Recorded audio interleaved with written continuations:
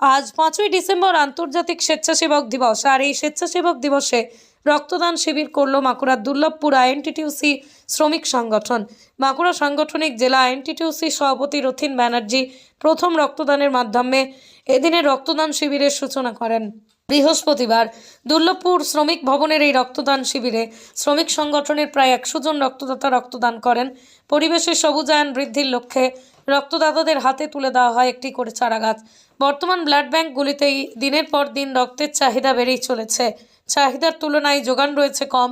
এই ঘাটতি মেটানোর জন্য এদিনের এই রক্তদান শিবির বলেই জানালেন শ্রমিক সংগঠনের সভাপতি রথিন ব্যানার্জি। গঙ্গাজল ঘাটি থেকে নিজস্ব প্রতিনিধি সৌভিক সিংহের রিপোর্ট, রাঙামাটি এক্সপ্রেস। স্বেচ্ছাসেবক দিবস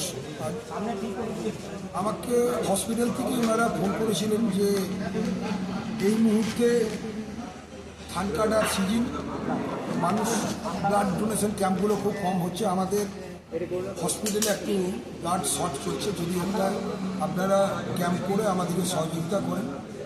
আমরা সঙ্গে সঙ্গে ওনারা বলার পরেই আমরা ব্যবস্থা করি। আজকে প্রায় 100 জন ডোনার শ্রমিক ভবনে তারা ব্লাড করেছেন।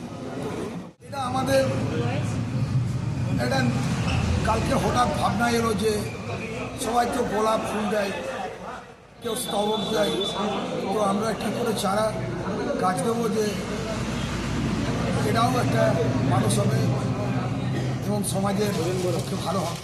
রক্ত দিয়ে খুব সুন্দর লাগছে, হালকা লাগছে।